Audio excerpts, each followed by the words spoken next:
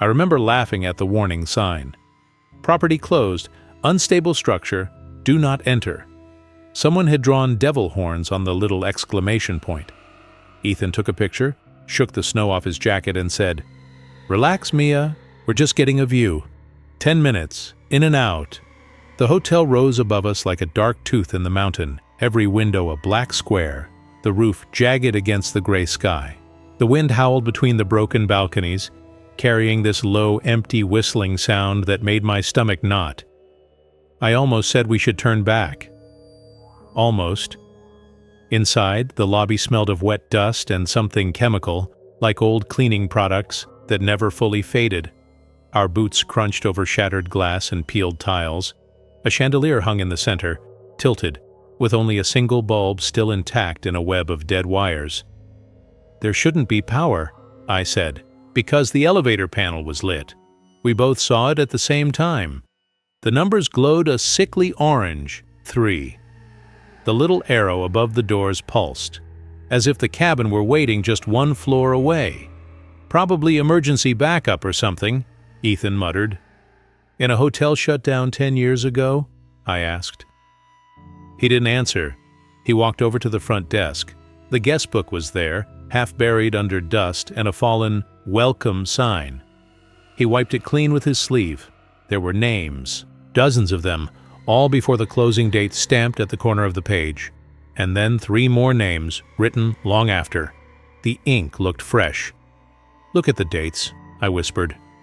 Ethan's grin faded. "That's weird. Probably a prank from hikers like us." But the chill that crawled up my spine wasn't from the cold. The last entry had a little note beside it. "Room 312. Key, please." The arrow above the elevator dinged softly and jumped from 3 to L lobby. We both froze. The elevator doors shuddered, then dragged themselves open. Inside, the light flickered, and we heard it. A faint, slow breathing. Not ours. Not the wind. Steady. Patient. "Did you hear that?" I whispered. "Old hydraulics," he said too quickly, backing away. "We'll take the stairs. Come on. The view from the top will be insane." I should have left. I know that now.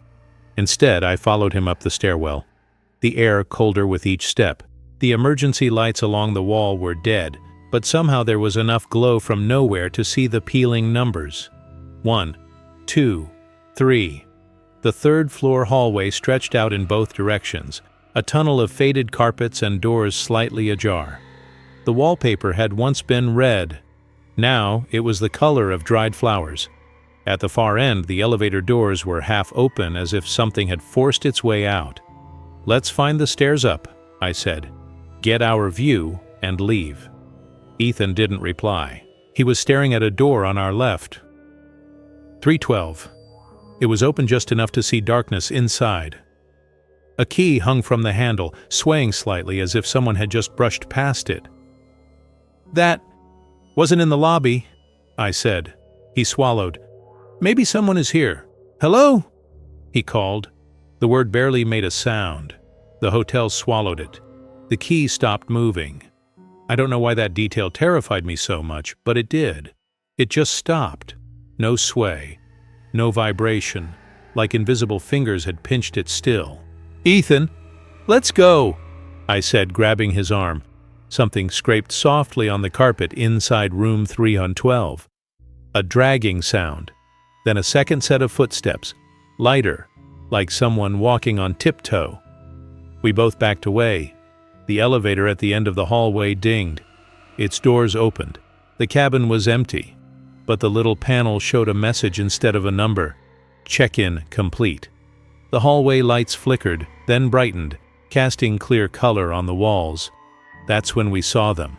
Handprints. Hundreds of handprints pressed into the wallpaper, reaching from the floor to the ceiling on both sides. They hadn't been there a second before. Some were small, some large, some smeared as if the person had been dragged while trying to hold on. Every single one was facing us. I grabbed Ethan. "We're leaving. Now!" As we turned toward the stairs, room 312's door creaked open all the way. I didn't mean to look. I couldn't stop myself. There were no furnitures, no bed, no lamps. Just a room full of fog like thick, swirling breath. Deep inside that gray mass, I saw 3 shapes standing shoulder to shoulder. Not moving. Not breathing. Watching. Ethan stared too long. I felt his arm go slack in my grip. "Come on!" I screamed. The handprints along the wall darkened, deepening like fresh ink. The air vibrated, and a sound crawled out of 312, something between a voice and static. "Room. Key. Please." The key fell from the handle and hit the floor with a metallic clink. We ran. Down the stairs, through the lobby, tearing past the guest book now open on a different page. I didn't look at it. I refused. Only later, back at the cabin, did I check the photos Ethan took on his camera. The last picture in the lobby wasn't just the guest book. It showed the page we hadn't seen yet. Under the 3 strange names, there was a new line, scrawled in the same handwriting, but overlapping the others like it had been added in a rush. Mia and Ethan. View only 2 guests. Check-in today. Check-out and the time was blank. Still is. It was my idea. I'm the one who found the old brochure online. All faded photos of fireplaces, balconies, couples in thick sweaters holding mugs of something hot while snow fell outside. "Come on," I told Daniel, spinning my laptop toward him. "Look at this. Abandoned mountain hotel, closed after some incident. Locals say it's haunted. It's perfect. For a horror movie," he said. "Not for our anniversary." "That's the point," I laughed. "We'll make it our horror movie. One night. Cool pictures, scary stories, nobody around, just us." I still remember the way he hesitated, then smirked. "Fine," he said. "One night." By the time we finally reached the hotel, the sun was already being swallowed by clouds, turning everything a dim, blue-gray. The building was bigger than I expected, shouldering against the sky, its windows dark and reflective like a row of eyes. "Romantic," Daniel muttered. "In a serial killer kind of way." We pushed the front doors open. They groaned like they hadn't moved in years. Inside, the lobby was freezing, the air thick with dust and a faint scent of mildew. Our footsteps echoed too loudly on the cracked tiles. "This place is dead," he said. "Not completely," I answered, because in front of us, on the wall behind the reception desk, the old check-in monitor was on, a rectangular glow in all that gray. "That can't be right," Daniel whispered. The screen flickered with static, then stabilized. A list of past guests scrolled slowly, names and room numbers. The last official entry ended 10 years ago. Then I saw something that made my chest tighten. New text appeared, typing itself line by line in bright green letters. "New reservation, 2 guests. Arrival. Today. Status awaiting check-in." I swallowed. "Okay, that's a good trick. Hidden generator, some weirdo with too much time." "Emma," he said. "No one else is here." The check-in bell on the counter rang by itself. Once. Clear. Sharp, like a tiny hammer on glass. We both flinched. The drawer under the counter slid open a few centimeters, scraping softly. Daniel, trying to act brave, leaned over and tugged it the rest of the way. Inside were keys, rusted, numbered keychains, and on top of the pile, as if waiting for us, one lay perfectly centered. 203. The tag was newer than the others. No dust, no rust, just a clean brass shine. "Let's just look at the room," I said, hating how my voice trembled. "If it's too creepy, we bail, okay?" He didn't answer, but he took the key. The staircase groaned under our weight as we climbed.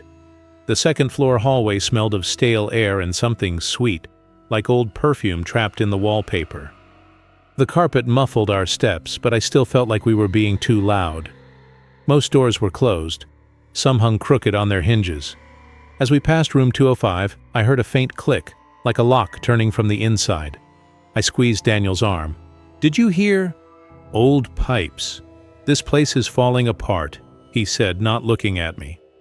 Our room, 203, waited with its door slightly open, as though someone had left in a hurry and never came back. Daniel pushed it wider with his foot. The room was almost normal. Bed, nightstands, a massive window overlooking the mountain drop, a faded painting of a lake, dust on everything, but not thick enough for 10 years. "This is weirdly okay," I said. "Like housekeeping stopped last week." Daniel dropped his backpack. "See, we'll survive. One spooky night, then breakfast in some cozy cafe at the bottom of the mountain." I walked over to the window. The view was breathtaking. Layers of dark forest, snow-dusted peaks, clouds swallowing the last of the light. A single cable car tower stood in the distance like a skeleton. Behind me, I heard the lamp click on. I spun around. Daniel was still by the door, shrugging off his coat. The lamp by the bed burned with a warm, yellow glow. "I didn't touch that," he said quietly. Something shifted in the bathroom. The shower curtain whispered against the rod, as if a draft had moved it, except the air was still and heavy. "Maybe there's a window open," I said. I didn't believe it. I pushed the bathroom door open. The curtain was still swaying gently, like someone had just stepped out from behind it. The mirror was fogged over, even though the room was cold. A word had been traced in the condensation with a fingertip. "Stay." My legs weakened for a second. "Daniel." He appeared at the doorway, stared at the mirror, then forced a laugh that sounded way too thin. "We have fans," he said. "Ghostly concierge service. Great." "Let's leave," I whispered. "Seriously, this isn't funny anymore." He shook his head. "We drove for hours. One weird mirror message doesn't—" The door to our room slammed shut. We both jumped. He ran to it, grabbed the handle, twisted it hard. Nothing. "It's stuck," he grunted, pulling. Swollen from the moisture. But the metal was icy under my fingers when I tried. Not swollen, not jammed. Just resisting. I turned back to the room. Every lamp was on now. The ceiling fixture flickered sporadically. Shadows in the corners looked too tall, like someone was standing just out of the light. The TV crackled to life. Snow. Static. Then, slowly, a picture emerged. I had seen that hallway before. Second floor. The same faded carpet. The same doors. Only this time there was a couple walking down it. Us. From behind. I watched myself tilt my head, listening at room 205. I watched Daniel imitate me. We had done that, minutes ago, but nobody had been there to film it. "Where is that camera?" Daniel whispered. "Where is it?" On the TV, our recorded selves stopped at room 203. Past Emma turned, smiled nervously, said something I couldn't hear. Past Daniel pushed the door open. Then the camera angle changed. Now it was inside the room, filming us from the corner near the ceiling. I stared at the upper corner of our room. Nothing. On the TV we entered, looked around. Lamp turned itself on. Past me went to the window. Past Daniel stayed near the door. I watched the recording like it belonged to someone else. My mouth went dry. The video didn't follow what happened. It went ahead. The bed was messed up now, sheets twisted. The lamps were all off except one. A dark shape sat at the edge of the mattress, hunched, its back to the camera. Something dragged along the floor. A foot? An arm? It was stretched wrong, like someone had tried to redraw a human and failed. The bathroom door opened on the TV, from behind the camera. I heard the faintest breath against my ear, but no one was standing there. The word on the mirror had changed. Daniel turned to look. The bathroom was still fogged, though I hadn't heard water. In the mirror, written beneath "Stay," a new line appeared, letter by letter, as if traced by an invisible hand. "You never left." The TV went black. The door handle finally turned in Daniel's grip. He yanked it open. The hallway outside was dark except for one flickering light. By the elevator, we ran. No discussion, no bags, no looking back. As we reached the top of the stairs, something made me glance over my shoulder. Our room door was still open. Inside, just for a second, I saw two figures standing by the window, watching us run. They looked like us. Same clothes, same posture, but they didn't move. Downstairs, the lobby monitor flickered again as we stumbled past. I didn't want to look. I looked anyway. Our names were on the screen. Emma and Daniel, room 203, status, checked in. Check out, no record. We left the hotel. We reached the car.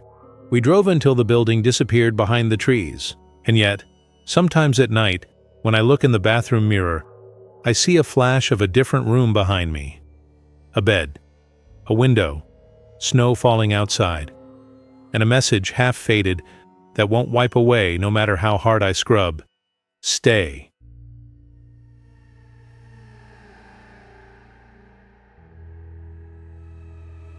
I didn't go up there to chase ghosts. I went up to kill them. For 10 years, I've made a living dismantling haunted locations for documentaries and streaming platforms. Wiring exposed, EMF from old panels, carbon monoxide leaks, pareidolia, fear, suggestion. There is always a reason. And when there isn't, people bend reality until they force one. The abandoned mountain hotel was just another job. The drive up was worse than usual. The road narrowed until it was basically a scar carved into the side of the mountain, with nothing but clouds on one side and a starving forest on the other. By the time I parked in front of the hotel, fog had already started crawling over the hood of my car. The building looked exactly like the photos I'd studied. Tall, gray, emptied eye sockets for windows, balconies leaning like broken ribs.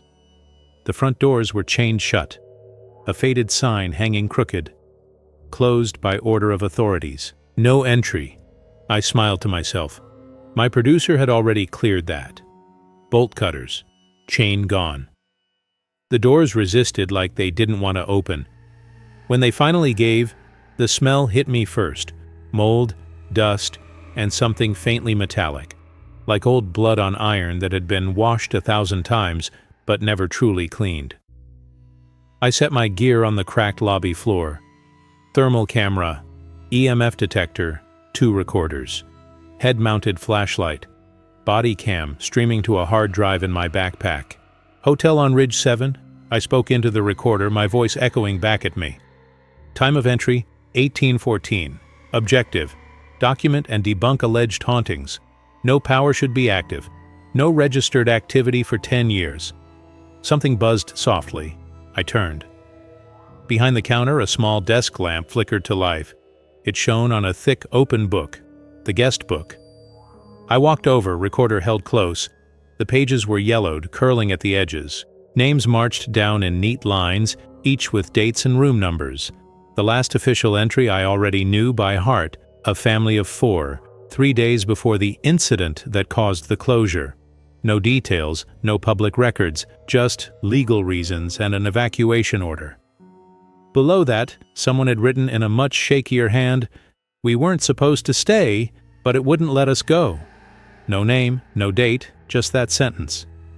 Likely added later, I said, although nobody had asked. Teenagers or hikers, handwriting inconsistent with earlier entries. My EMF detector beeped. I frowned. Probably the lamp. If there's still a line wired up, still the needle shouldn't be dancing that much. I shut the lamp off. The EMF reading barely dropped. Interesting, I muttered. Might be structural, old wiring, hidden generator. The elevator dinged. All the hair on my arms stood up. I turned slowly. At the far end of the lobby, between 2 cracked columns, the elevator doors were half open. Light bled out from inside, a flickering, sickly glow. The panel above showed no number. Just a line of static, like someone had scribbled over it. There is no external power, I reminded myself out loud. The grid was cut. This is impossible. The EMF detector screeched. I forced my feet forward. If there was some hidden supply, I needed to find it. Rational explanations don't present themselves. You go after them. The closer I came, the colder the air got. My breath came out in short white puffs. My flashlight beam trembled on the doors, picking up scratches, deep, frantic scratches at about shoulder height. Fingers, nails. Someone had tried to claw their way out. The doors slid open the rest of the way with a slow, wet metal sound. The cabin was empty. No cables above, no visible mechanism. Just a box hanging in blackness, like someone had drawn a rectangle around a piece of the night and put a floor in it. I aimed the thermal camera.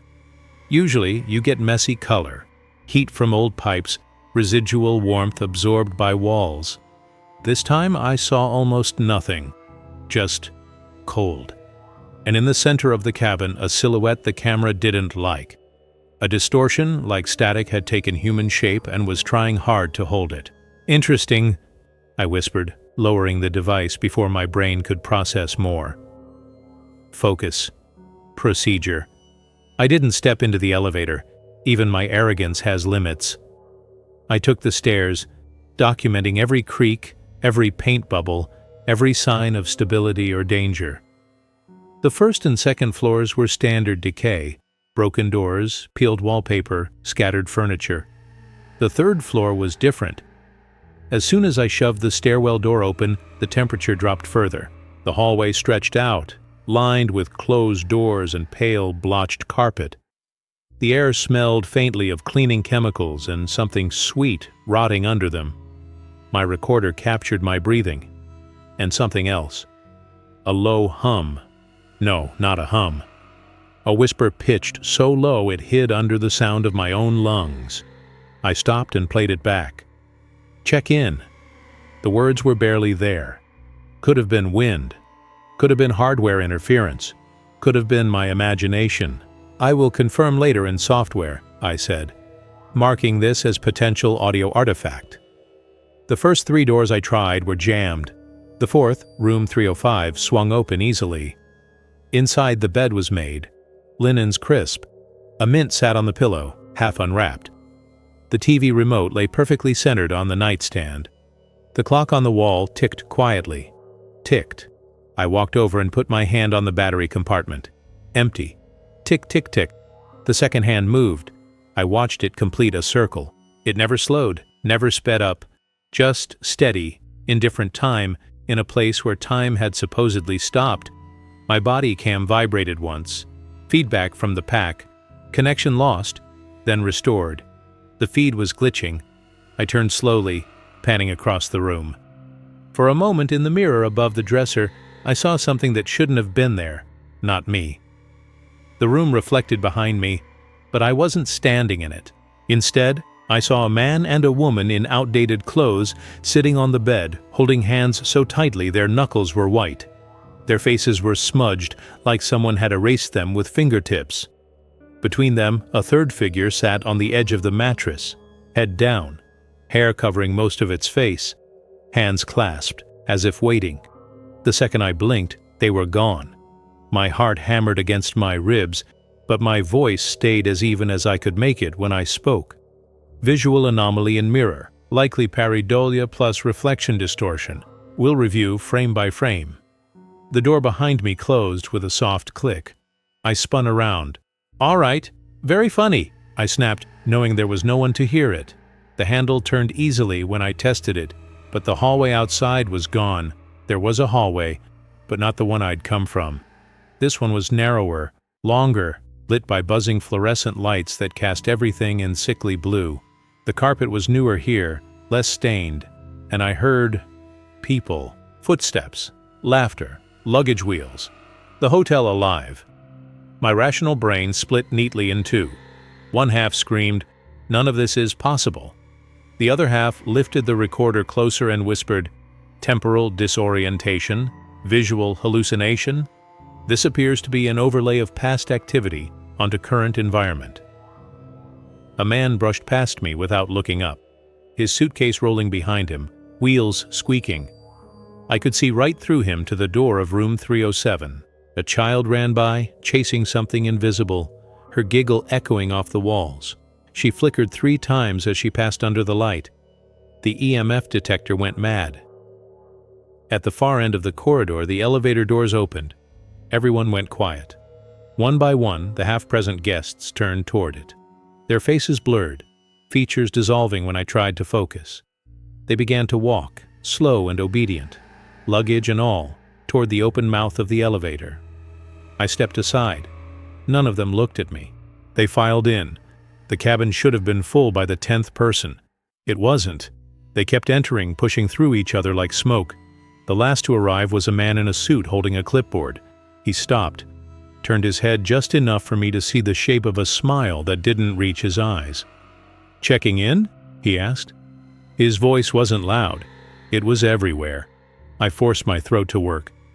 "No, just inspecting." He checked his clipboard. "We have you down already. Top of the list. Special guest." I glanced at the paper. My name was there. Full name. Correct spelling. Room number assigned. Room 3.17. "Wrong," I said. I blinked. The hallway was dark again. Dust. Silence. No guests. No man with a clipboard. The elevator doors at the end were shut, the panel dead. My flashlight beam shook as I tried to steady my hand. I checked my recorder. The last few seconds were corrupted. Just static. Bursts of noise that almost sounded like words. "Enough," I said. "I've got what I need. Visuals, audio, anomalies. This is more than enough to prove environmental factors and psychological—" A soft chime cut my sentence in half. The elevator. It had no power. But it chimed. The doors slid open, slow and deliberate. Inside, instead of a panel with numbers, there was a single brass plate. 317. "No," I whispered. The EMF detector shut off on its own. My flashlight dimmed, then brightened, then dimmed again, like something was breathing with the battery. The hotel's silence pressed on my eardrums. Behind me, down the hallway I had just walked, door handles began to rattle one by one, as if someone inside every room was testing them. Tick, tick, tick went a clock I couldn't see. "Not part of the job," I said, backing away. "I'm leaving. Now." But the staircase door at the end of the hall wasn't a door anymore. It was a wall. No handle, no frame. Just wallpaper stretching unbroken where the exit had been minutes before. Behind me, the elevator dinged again. My body cam vibrated. Connection restored. I glanced down at the tiny screen on my chest showing the feed. The camera showed me standing at the end of the hallway, facing a wall that still had a door. The live view and the real view didn't match. On the feed, my hand reached out and grabbed a handle that wasn't there. Turned it, opened the door. On the feed, I walked through it and disappeared. I was still standing in the hallway, frozen. The elevator chimed a third time. The recorder in my hand clicked and began to play back by itself. My own voice echoed out, distorted, like it had been recorded underwater. "Subject has checked in. Check out. Not applicable." The doors at my sides began to open, one by one, revealing dark rooms filled with shapes half seen, all turning toward me. They were waiting. When I finally forced my legs to move, they didn't take me toward the non-existent stairs. They took me toward the elevator. I'm still telling myself that there's an explanation, that there's gas in these walls, or electromagnetic fields, or mold that affects the brain, that I walked into a pocket of something measurable and came back with data. I keep telling myself that, but every time I play back the footage at home, the same thing happens. At the end of the recording, the camera shows the guest book in the lobby. The pages turn by themselves. A pen moves without a hand, and on the last line, in my handwriting, the words appear clearly. Check-in confirmed. Room 317 guest. My name, checkout none. No matter how many times I delete that file, it comes back. With one extra detail each time. The last version didn't end with the guest book. It ended with my front door. My actual front door. At home. From the inside. And someone, just outside the frame, whispering in a low, patient voice, "Your room is ready."